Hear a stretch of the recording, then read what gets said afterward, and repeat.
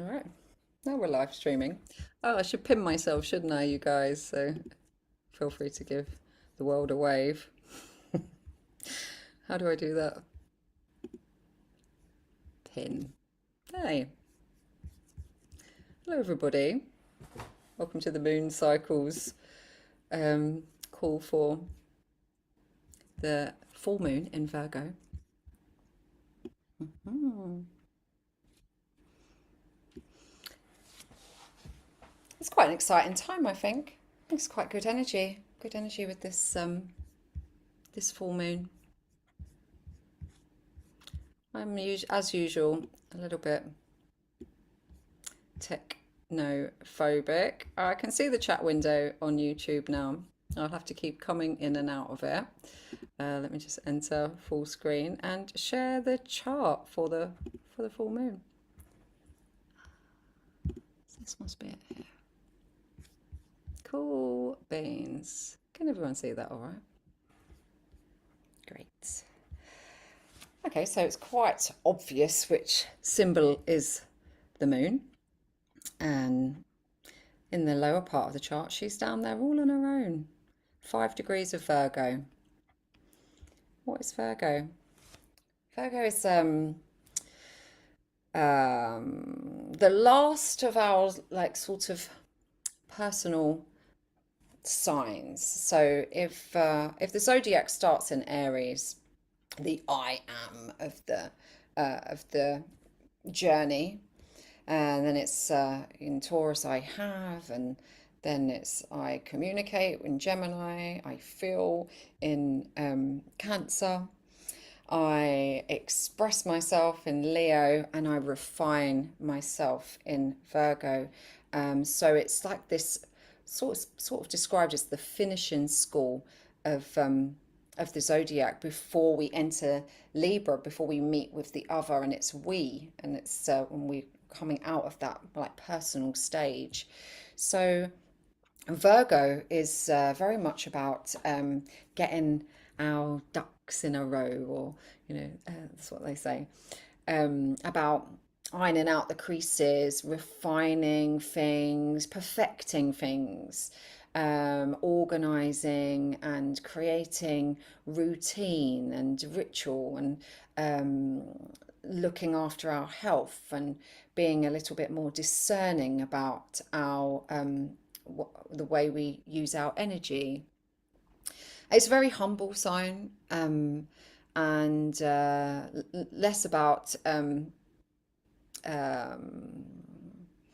it's becoming less about the me and my, and starting to think more about the impact that we would have on the collective. So Virgo itself is quite understated. If somebody's a Virgo rising, they wouldn't be somebody in like big bell bottom turquoise flares with orange hair or something like that. They'd be quite, you know, simple, and what you would see is somebody that's a bit, you know, um, smart but not garish or anything, quite subtle. Um, So yeah, so this full moon in Virgo, I don't know about anybody else, but I can definitely feel like a plan is coming together. I don't know, it's starting to feel a little bit more like the energy that has been putting in, that I've been putting in, is starting to take shape, and there's some more pieces of the puzzle that seem to be slotting into place, and it's looking a little bit more like it's uh, my efforts are getting fine-tuned, and are becoming. I'm readying myself to for going out in the big wide world. So there's definitely that sort of vibration going on with this, and I feel like also as Virgo is mutable, earth. So it's earth, but it's movable earth. So what's that? That's our physical body. So it's our minds as well, because it's ruled by Mercury. So it's the brain and the physical body. So it's very much to do with our health and our well-being and our mental health as well, I would say. Virgo, I would say, is quite uh, associated with mental health. So there's been some illumination there. There's a building of of clarity around what is good for us, what is good for our health, what actually is ready to go, what have we been feeling into and kind of tapping into, understanding that this is going to cause some ill health if I carry on with this for too long. And now that we're getting that full moon, 'cause on full moons, it's like an illumination. It's a light shining onto the our unconscious, and it will show up anything that is disharmonious. So the full moon is actually happening on Saturday, and we're at Thursday now. So I would say that we're like at the beginning of this like revelation. So by Saturday we should be, feeling much more aware of those things if we're not already. I certainly feel like I am. I feel like actually, yeah, feel ready to take things a little bit more seriously when it comes to my health and my well-being, and also my service, because Virgo and Pisces are the signs that are associated to service. So Virgo tends to be a little bit more your work, your routine, your work and daily life, like the more practical day to day sort of service. Um, and Pisces a little bit more connected to global service, like selfless service. So kind of rules those sort of areas like um, ashrams and sanctuaries, that sort of thing. And actually, mental asylums, come to think of it, I think, or 12th house does for sure. Um, so there is something about mental health and emotional health connected to this axis of Virgo and Pisces. If we look over at the other side of the chart from the moon, and that's where all the Pisces stuff is happening. You've got the sun there, obviously at 5 degrees, which is why it's a full moon. They're both at 5 degrees, 23 minutes, sun and moon. And this opposition creates the illumination of light onto the moon, making it bright. And on the right hand side of the sun is Mercury, 2 degrees of Pisces, and on the left hand side is Saturn at 9 degrees of Pisces. So this is quite a condensed amount of strong energy, and willpower, and drive, and tangible. It's when Saturn's involved as well. It's making things real. I was having a little conversation with Emma before about things suddenly slotting into place, because the efforts and the ideas and the willpower of the sun, all of this energy is like making things happen. So if your intentions are good, and you have certain projects or things that you are trying to align and make real, make manifest, this is very good energy for that.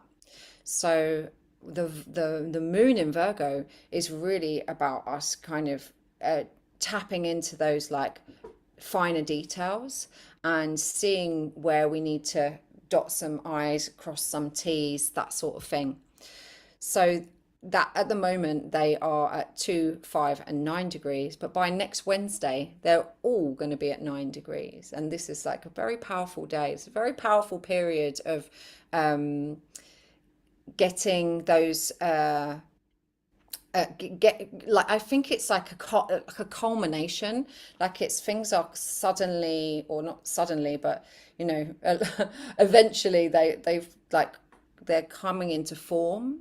Things that we've been dreaming, things that we've been um, like imagining for some time. um, this is about them kind of being a bit being completed.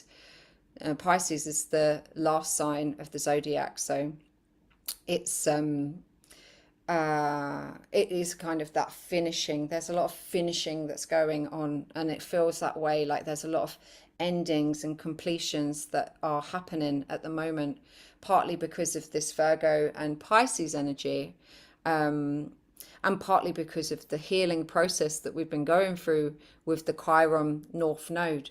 So I don't know about anybody else, but I felt this earlier when I was looking at the chart. I thought, do you know what? That Chiron in Aries, I feel like I'm allowing myself to be me, if that makes sense. Like I'm actually had so much self-doubt over my life, and like you know, and it got really intense in January, like really all my, it felt like all my insecurity of like the 45 years just suddenly like rushed up to the surface and was like, look at this, look how unstable unstable you are. And then it went, and I feel like when it went, I felt a bit more like, oh, you're all right, you know, just get on with it, and feel like it's there's a sudden acceptance of my own identity, and I can relate, and I feel like that's related to this Chiron North Node combination at 16 degrees there in the 10th house. Chiron really has been moving close to the north. They've been kind of coming together since the beginning of the year. Then they both met at 16 degrees on Valentine's Day, actually, and will stay there for a little while longer, I think, maybe another week, something like that. I feel like, oh no, maybe they're kind of, they're definitely still together for the full moon. Um, but yeah, they slowly start to separate. But this feels very much like an opportunity to heal any um, untruths we may have been telling um, ourselves about ourselves. So actually, some self. I'm calling this self acceptance. It's an opportunity to kind of be a little bit more um, okay with our own personal identity, warts and all. So, you know, there's some nice energy happening at the moment around, you know, finishing, like really finishing up these stories, and through the healing process, allowing ourselves to birth something a bit new. So allowing ourselves to uh, stop self-sabotaging and actually let the energies work for us and make things happen. The other planet I just wanted to talk about was Jupiter, and Jupiter is at 10 degrees of Taurus, and it's having, so the blue lines in the center of the wheel are harmonious aspects, so they're helpful, like kind of flowing energies. The red lines are more challenging, harder angles, harder confrontations and things. It doesn't mean to say one is better or worse than the other, you know, because the red lines can create friction, which can create change. So there's nothing wrong with them. They just can be a bit more yeah, challenging. And they're a tenser sort of relationship. But at the moment, Jupiter is, which is our expansive energy, it's where we expand, it's where fortune comes in, is playing quite nicely with the full moon.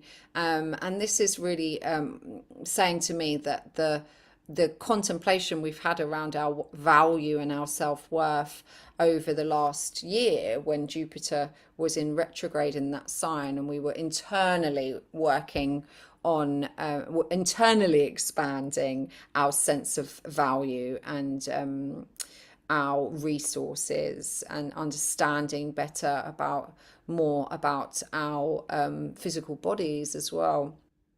This is now like moving forward. Like if we look at the chart, they're only things that are retrograde. They're not even planets, are the nodes who always go, pretty much always go retrograde.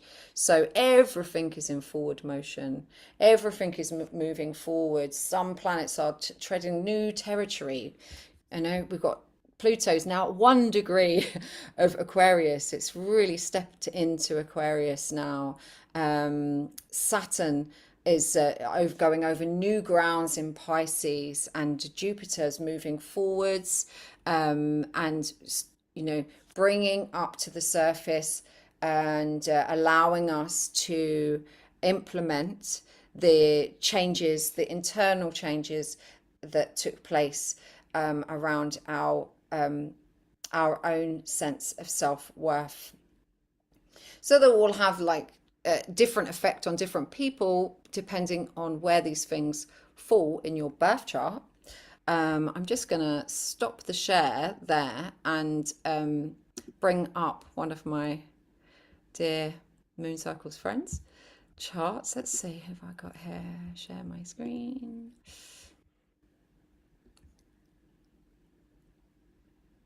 Oh yeah, here's Emma's chart. Can we see that? Yes, I can see that. Hold on. Yes. No, that's full moon again, is it? Hold on a minute. Can you even see a chart on there? You can? Does it say Bianca? It says Emma. Why can't I see? Yeah, here we go. There we go. All right, that's better. There's Emma's chart. Okay. So we're looking for 5 degrees of Virgo in the natal chart to find out where the moon is happening, what house the full moon is happening in Emma's chart. So coming around the wheel, Emma is I always start here on the left hand side. This is the rising sign, so Emma is Aquarius rising, and then I come round the chart until I get to Virgo. So Virgo is at 20 degrees, it is at the cusp of the 8th house. You can see Saturn is at 0 degrees of Virgo. So Virgo is the symbol in front of the zeros, and Saturn is this dark red figure, like an H with a cross through it. So so that means that 5 degrees of Virgo will be just after Saturn there. So the moon will be having a little bit of an impact on your natal Saturn, I would say, Emma, and it's happening in your 7th house. So this is about this could be introducing you to some working relationships, maybe some I want to say like fatherly figures, maybe. And yeah, definitely having a some sort of highlighting some relationships, some new relationships, maybe. And these are practical relationships. These are working, like I was saying, working because of the Saturn energy of that ambition and practicality that Saturn has, the realness, the work, and it's a maturity. So there's some. So it's highlighting your sense of self-discipline as well, potentially in relationships as well. So there there may be an opportunity to look at that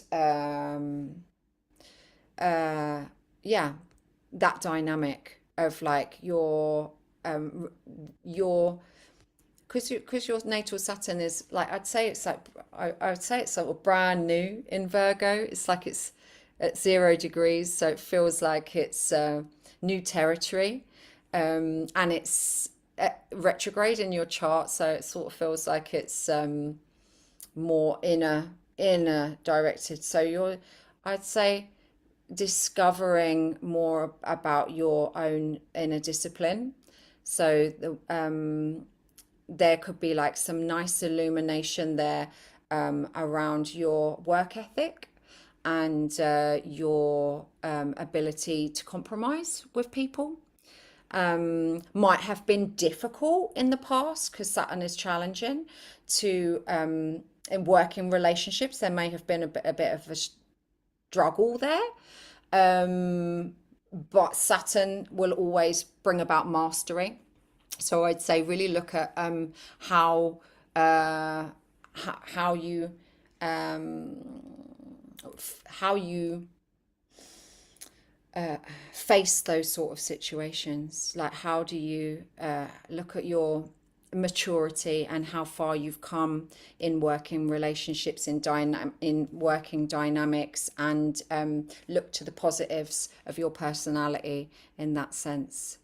And you've also got your moon at 12 degrees of Pisces. So that will also be getting a bit of an impact next Wednesday, right? Because all of those, that little stack up is happening at 9 degrees. So it's very close to your natal moon. So this to me is saying now's a good time to acknowledge your gifts, your psychic gifts, your gifts of compassion, your gifts of being able to read feelings and energies. This when whatever the moon is in, this is like already is wisdom. It's stuff that you sort of know in your bones. So it's things that you come into this lifetime already really having a strong idea about. In the sign of Pisces, this is about subtle energy. This is the empath. This is the empath.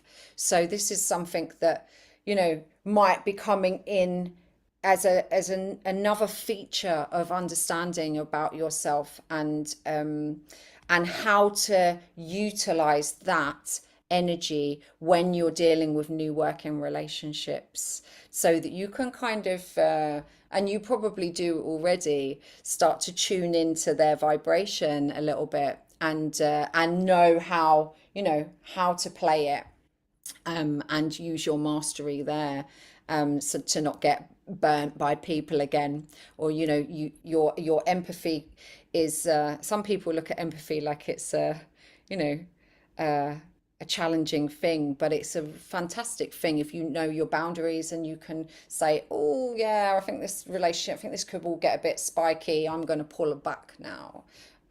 So yeah, exciting times.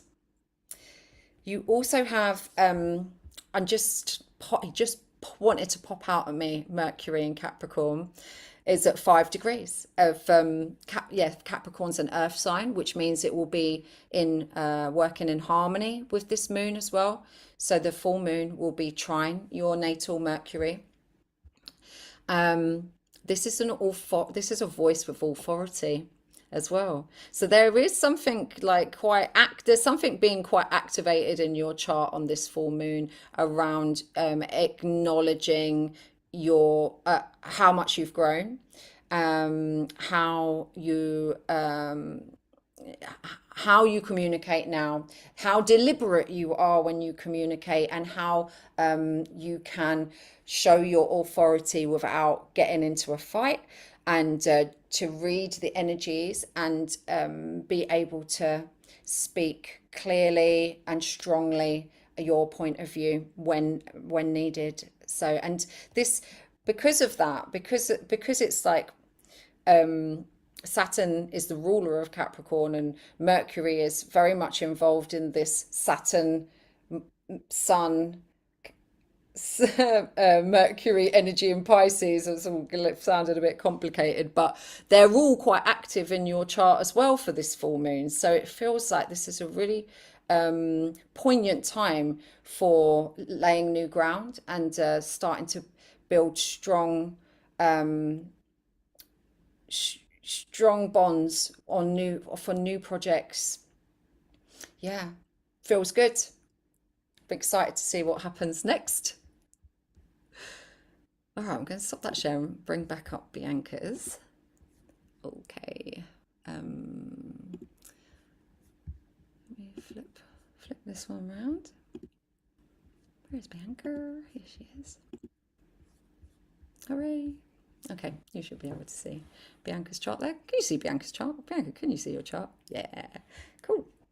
All right, so coming round again, looking for, we can see Virgo is up here and on the close to the south node, and Mercury also in Virgo.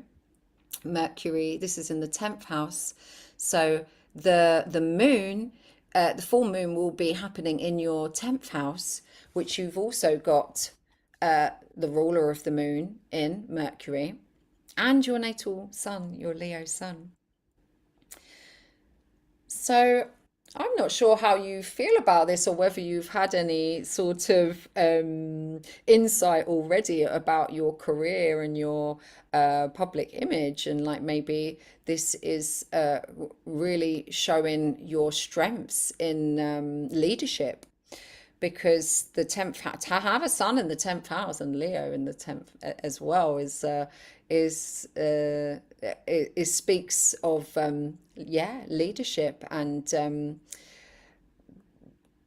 being center of attention, although the Virgo Mercury might think differently about that. might want to stay behind the scenes a little bit. But yeah, this is yeah, this is a really it is really talking about the your outer world and your inner world. 10th house is your outer world, your face, your career, your public image, your ambition, and your projects and things you put out into your career. And the 4th house is family, roots, home, inner world. So all of that Pisces energy is happening down here in the 4th house for you. And the moon is highlighting and wanting you to pay a bit of attention to your sun and to your light that leads others in your area of work. So with when planets are triggered in, or when you have planets in the houses, I like to look at the other areas of life. So if you have so Leo is ruling your 10th house, so it's very much career related. Mercury, we can also look at the house that Mercury rules, which is the 8th house, the Gemini. So Gemini is ruling the 8th house here. So there is also activations happening in the 8th house of transformation. So you could be going through like a little bit of a transformative time, completing some stuff.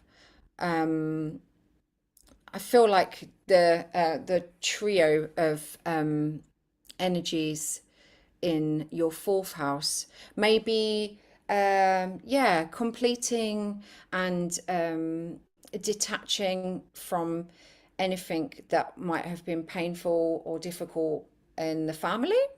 The that could be in this lifetime or from ancestral stuff. There may be something wrapping up there, and being able to set you free. I feel I just get this feeling of freedom, like a little bit of being able to really shine in your work, really shine in your career, and take on that Leo sun a bit more. So there's something being highly activated in the 4th for you, I think, which is yeah, a good place to grow from. What else have we got going on at? Let's have a look around.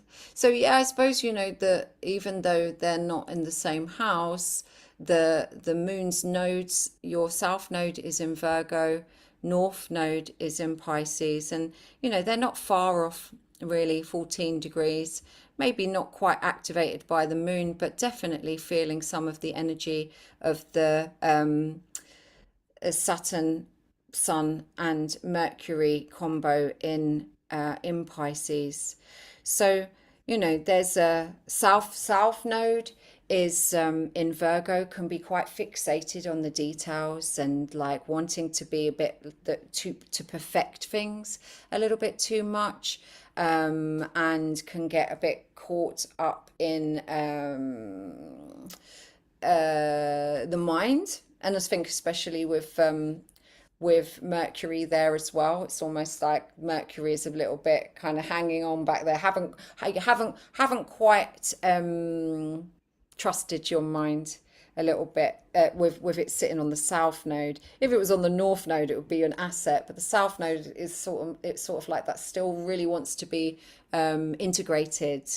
So um, north node in Pisces is like, and in the fifth house is like saying, um, let yourself be a channel for creative expression, let go and just uh, let go and let God, because this is very much Pisces. Pisces is about surrender, forgiveness, surrender, and like, forgiveness of yourself, and this perfection is just a process that you're in this lifetime of like letting go of those, like the perfectionist, and playing with what happens when you just go, oh, go on then, let me just see how it goes on a whim.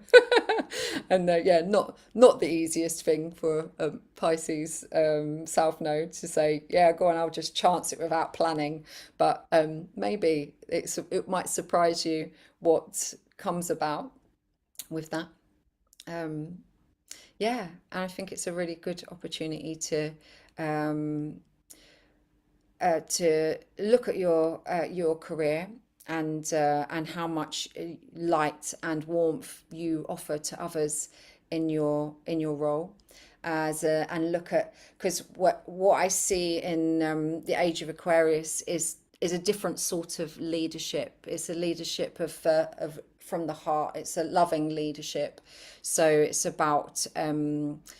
not about a hierarchical structure where the one that's leading is like hovering over everybody. It's very open-hearted, on a level with the team, and with work colleagues, clients, all sorts. Like the dynamic is a lot more led from this space as opposed to this space. So it's worth really tuning into your Leo sun, I would say, and its strengths. The thing about the sun in astrology is like it's a point of focus. So where if you only did your sun sign in your chart, everything would be fine. So yeah, yeah. I hope that's helpful. Just think if there's anything else in there that's worth a look. I suppose we could look at Pluto also, 9 degrees of Scorpio. And if all of that trio is happening at 9 degrees, also in a water sign, that will definitely be some karmic growth there, some sort of evolutionary shift. So this is also quite a powerful time of evolution for you, of step, like transformation as well. Pluto in Scorpio, uh, it's constantly dying and resurrecting itself.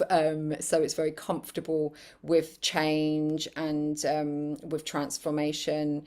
And this definitely will be a way of making that change consciously your own, through your own willpower and discipline, rather than being, hit over the head and forced to change. But yeah, it feels nice. Feels like an opportunity to yeah, accept your growth and evolve. Yeah, cool beans. All right, so let's come back to the screen. I was going to do, first of all, did everyone bring a piece of paper and a pencil? Okay. I want you to, first of all, what we'll do, like a little body scan check in.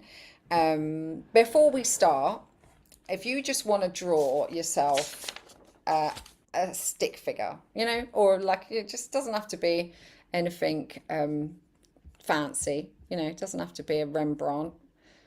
Just a stick man is good enough. Just two legs, two arms, body, neck, some shoulders maybe, head. This is going to be you.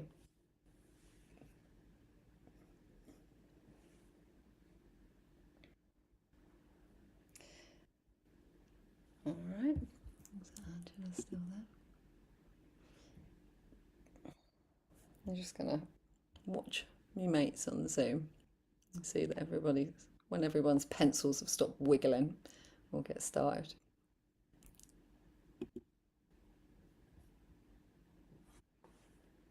Doesn't have to be the perfect stick man, Bianca, don't you worry.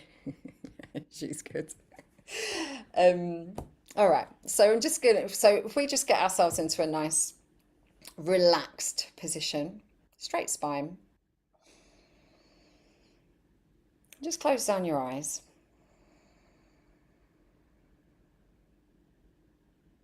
Let's connect with your breath. Take some nice, deep, long inhales in and full exhales out. Just feel all your energy coming back to your body.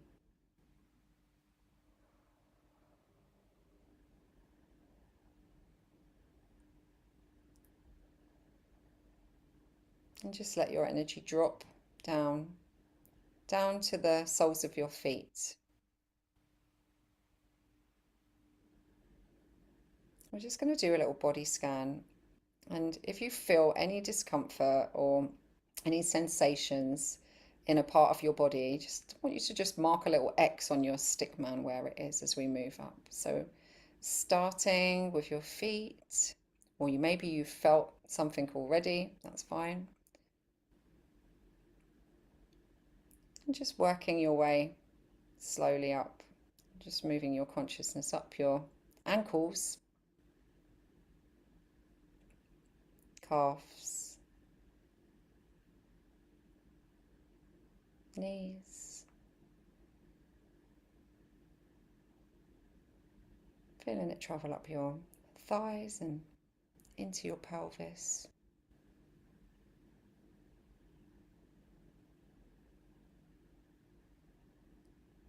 And just scanning your body, torso, up into your shoulders,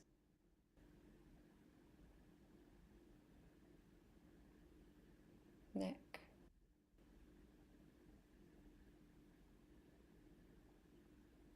let your mind run down your arms, elbows,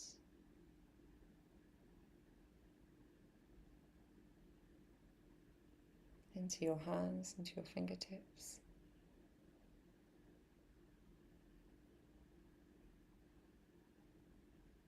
And around your head, checking in with your jaw, ears, eyeballs, and just overall if there was any parts of your body that you felt a little bit of discomfort, or if you're already aware of discomfort in an area, just marking it down on your little stick man.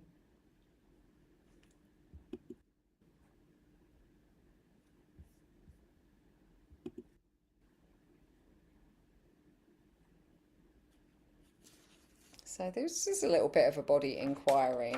I've had this book for quite some time. It's about subtle energy in the emotional healing in the energy body. It's by a guy called Robert Henderson, and talks about what can create discomfort in the physical body. And I've just gone through the book a little bit and pulled up some of the bits. There will be more. I can't go through every little speck of the body, but I thought it'd be a good exercise to try to just tap in. And if I don't bring up something that you've marked, if it was your left toenail, and I don't say left toenail, then maybe do a bit of your own research afterwards. So the right side of the body is related to relationship with your dad, and the left is relationship to your mum generally. Um, Obviously, the soles of your feet have reflexology points. So if you go onto Google and if you have any particular points in the soles of your feet that came up, then have a look at reflexology points there. I haven't got them on here today. But I'm going to start with the ankles. So if anybody found some discomfort in their ankle, this is to do with love and play. Like this has a lot to do with whether you received enough play and loving attention as a child. Coming up to the knees, the back of the knee is about support. So obviously this is about whether in childhood you felt supported, or whether you still feel supported if you have issues around the back of your knee. And the front of the knee is still connected to the ankle line, so it's still about like play and love. Hamstrings, so this is like in your thighs. This is about abandonment issues and loneliness. And thighs also have to do with being armored, being quite controlled, and an inability to let go.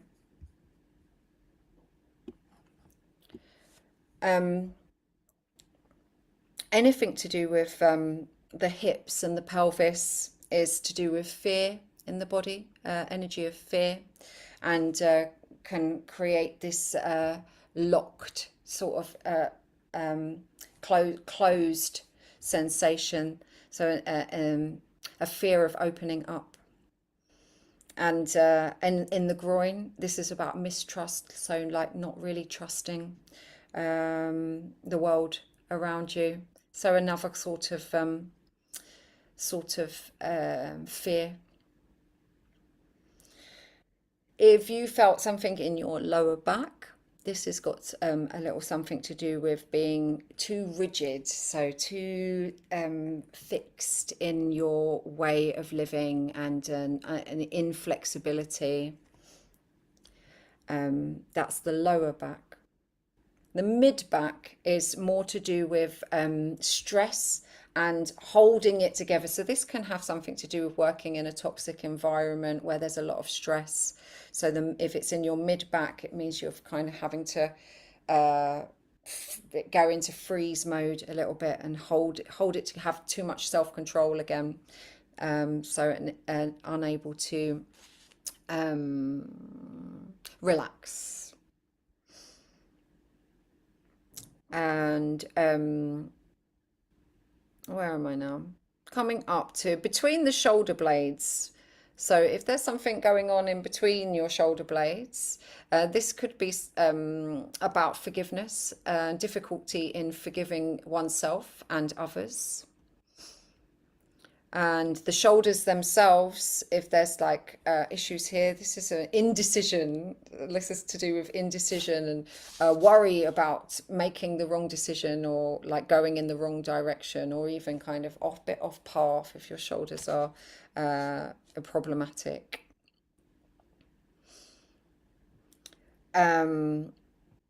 This scapula, I don't even know if I'm saying it right. Scapula, it's like this sort of muscle underneath your by your armpit here. This, according to Robert Henderson, has something to do with selling yourself short. So, and also kind of like, I suppose, if it's contracted somehow, is again like kind of protective, and maybe not really open to what you're doing in life. So, actually feeling a little self-doubtful. When it comes to the arms, this is like always connected to the heart. So the arms are connected to your heart meridian. If you have issues with your elbow, and this is like needing validation. This is about needing validation or being dependent on others or living through another. The forearm is about putting other people first, so not putting yourself first. And things to do with the wrists is it's feeling weak, feeling like too weak to stand alone, needing to be supported by others. The neck, which I know so much about, is about speaking freely. So this is obviously connected to that throat chakra, and yeah, not if you're having neck issues, it could be to do with like unable to express yourself freely, feeling like you can't express yourself. And eyes, ears, about hearing and seeing the truth. So, you know, any sort of issues around that could be connected to your this protecting yourself from the truth, not wanting to, you know, see or hear it. So, tightness in the chest is or pain in the chest area can have a lot to do with frustration as well. So, not wanting to, not feeling like you're getting anywhere.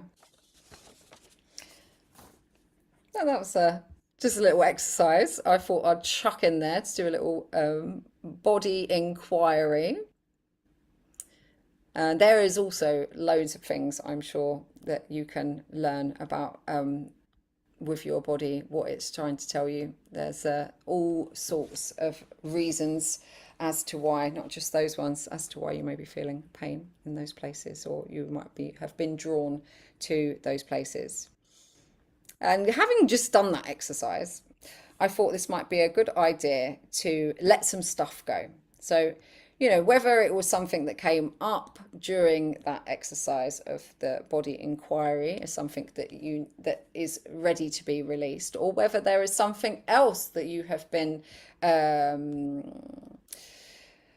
picking away at and you're ready to let melt away with the snow moon. We're going to do a little ritual. And we're going to a ritual to prepare for the coming full moon on Saturday. So you should have like an ice cube tray or a little plastic container, a piece of paper and pencil. And I like to, with any sort of asking of help from the sun or the moon or the earth, I like to have a little exchange. So I've got some bird seeds as well. So it's really quite simple. We're going to write down on our bit of paper, and you can, if you've got an ice cube tray, you can write down on like small bits of paper and put them, as many as you want, in as many of the holes in your ice cube tray as you like. And then we're going to bless our water, sprinkle some bird seeds as offerings, and pop it in the freezer to put out under the light of the full moon on Saturday. So I'm just going to put on a little purification mantra while you sit and write what you're going to release.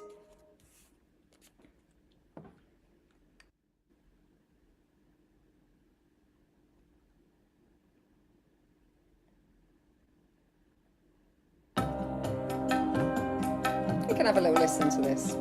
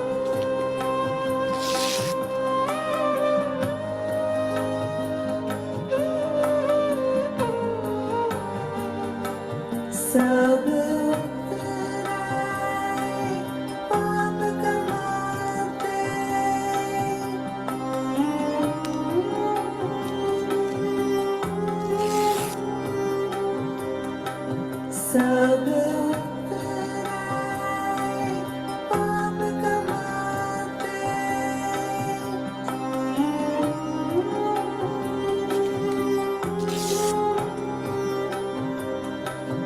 पाप कमाते पाप कमाते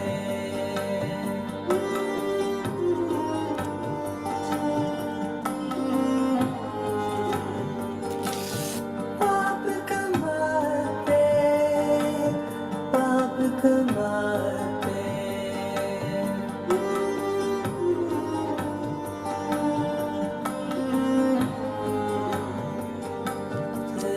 रामदास सरोवर नाते सरोवर नाते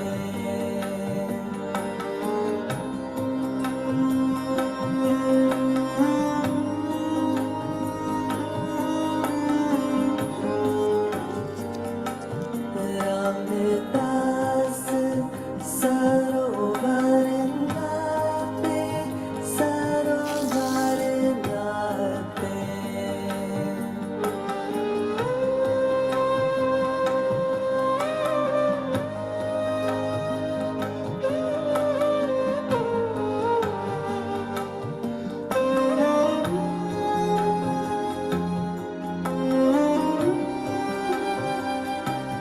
निर्मल है कर इशनान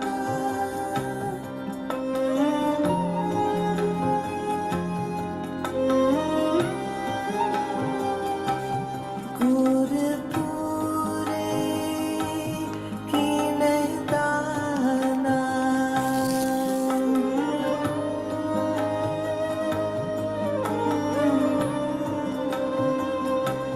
सब कुछ के मतलब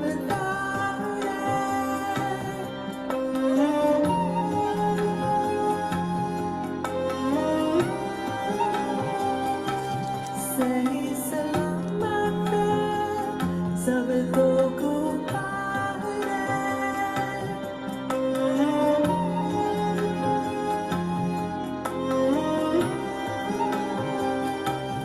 गुर का शब्द विचारे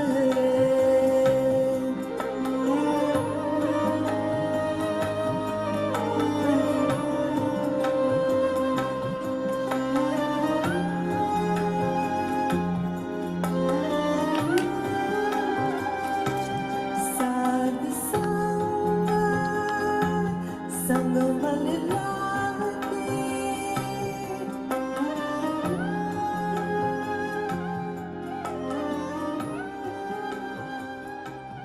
पर ब्रह्म भयो साथी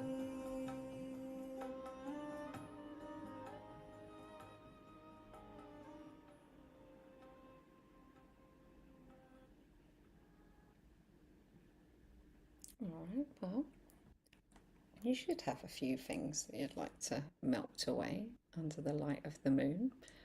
So Saturday night will be the time, and when you do your little prayer outside and take your ice block. So I've got my all the things I'm letting go inside my plastic container, and now you should get your water vessel, whatever you have. And first of all, we just need to send some energy into the water, some intention. So holding the water in between your hands. Taking a couple of deep breaths. And just feeling the vibration of your heart center expanding and sending good energy into the water, good intention. And inwardly asking, or outwardly asking, the water to dissolve and melt away with the light of the moon. All of these things, all of these things we're letting go. calling on the Mother Earth to take away our poison and transform it into something new, and for the water to carry them away, and for the light of the moon to alchemically transform them into something new.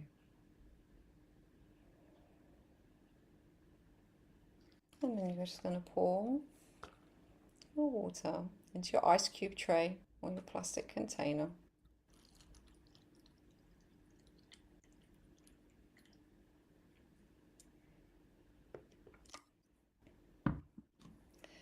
And with your nuts or seeds, you're going to sprinkle some in as an offering to the earth, giving back, so that as it melts, a little offering is given back to the land.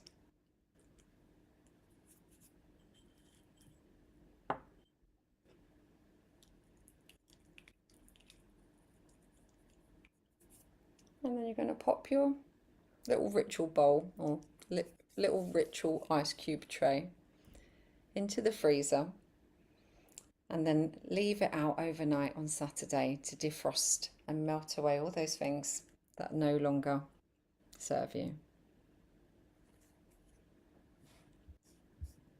Well, thank you everybody, whoever was watching on YouTube. I appreciate your audience. Thank you to all my Moon Cycles friends. I'm going to stop the live now.